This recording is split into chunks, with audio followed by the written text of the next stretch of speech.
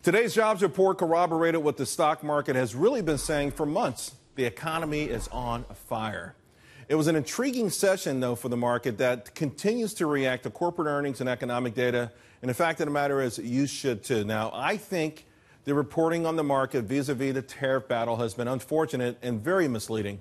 It's true that the first month of the verbal threats and salvos did have a dampening effect on the broad market, especially the Dow Jones Industrial Average. But consider this. The Dow is up 1,900 points from its low on March 23rd. That is a monster move, and it's been accompanied by increased tariff threats, the implementation of tariffs, retaliatory tariffs by friends and foes. So anyone who's been spooked out of this stealth rally, you should know that there's a whole lot more going on than the fear-mongering and the surrender. The economy and the stock market are firing on all cylinders. As we wind down this earnings season, it has to be noted that the high bar we had coming in has been cleared and then some. Consider this. So far, our revenues on average up 9.8%. Earnings on average up 24%.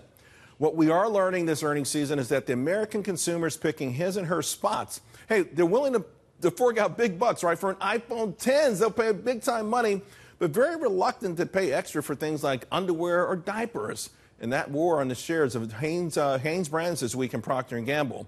We also see the death of the family car. Once the quintessential part of the American dream. These days, people are calling on ride shares or opting for pickups, sports utilities, or crossovers. Think about this. In July, car sales for Ford down 27%. Car sales for Toyota down 19%. Car sales for Nissan down 21%. Car sales for Honda down 8%. Remember when Accord and Civic were the top cars in the country?